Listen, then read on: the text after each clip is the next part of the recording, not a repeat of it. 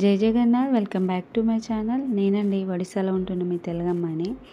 పొద్దున్నే ఫ్రెష్ పచ్చి రొయ్యలు వచ్చాయి. 1 కేజీ ఉంచాను. వాటి తొక్కలు అవన్నీ తీయంగా కేజీకి ఇంత వెళ్ళాయి. ఎప్పుడు వచ్చినా సరే తనే నాకు మంచిగా నీట్ క్లీన్ చేసి ఇచ్చేసి వెళ్తుంది. ఎందుకంటే అది తీయడం నాకు తెలియదు. వాటిని తీసిన తర్వాత నీట్ వాష్ చేసుకోవాలి. వాటిని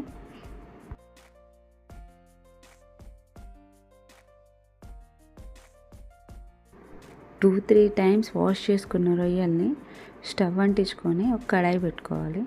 ఆ కడాయి హీట్ అయిన తర్వాత ఈ పచ్చి రొయ్యల్ని అందులో వేసుకొని మంచిగా వేపుకోవాలి. అందులో ఉన్న వాటర్ అంతా ఇంకిపోయేదాకా మంచిగా వేపుకోవాలి.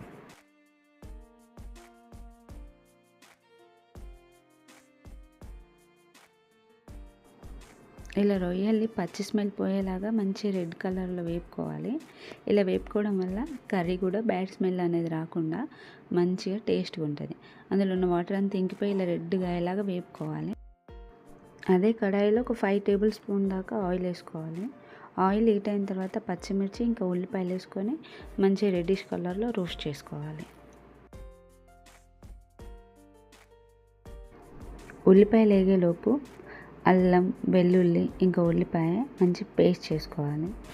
నాన్ వెజ్ ఎప్పుడు ప్రిపేర్ చేసినా మీరు వెంటనే ఇలా ఫ్రెష్ మసాలా అంటే ఫ్రెష్ అల్లం వెల్లుల్లి పేస్ట్ చేసేసుకుంటే ఆ నాన్ వెజ్ మంచి టేస్ట్ అనేది వస్తుంది.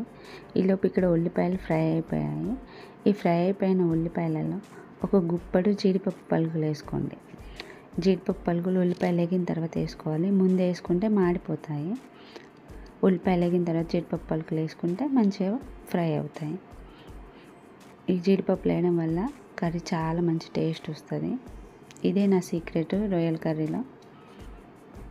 ఇవి కూడా వేగిన తర్వాత ఒక పెద్ద సైజు టమాటా ముక్కను చిన్న చిన్న పీసులు కట్ చేసుకొని వేసుకోవాలి. టమాటాలు కూడా వేసుకున్న తర్వాత ఒక టీ స్పూన్ ఉప్పు వేసుకొని అలా క్యాప్ పెట్టేసుకోవాలి. మూత పెట్టేసుకొని ఒక 5 మినిట్స్ అలా ఉడకనివ్వాలి.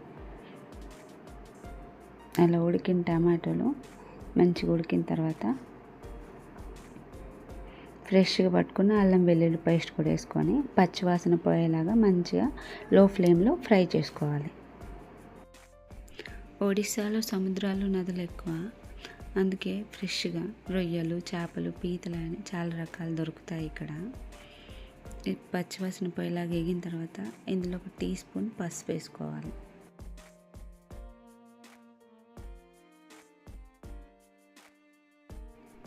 పసుపు కూడా వేసి కలుపుకున్న తర్వాత మనం వేపుకున్న రొయ్యల్ని ఇందులో వేసుకోవాలి. ఆ రొయ్యలు కూడా వేసుకొని మంచి కలుపుకొని ఒక 5 మినిట్స్ మూత పెట్టుకొని ఉంచుకోవాలి లో ఫ్లేమ్లో.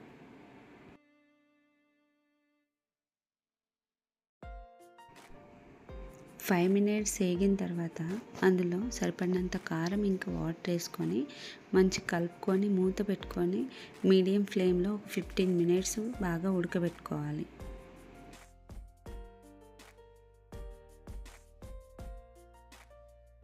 కర్రీ పర్ఫెక్ట్గా ఉడికిపోయిందండి. ఇందులో ఉప్పు మరి కాస్త చెక్ చేసుకొని వేసుకోండి. అందులోనే గరం మసాలా ఇంకా కొత్తిమీర వేసుకొని మంచి కలుపుకోండి.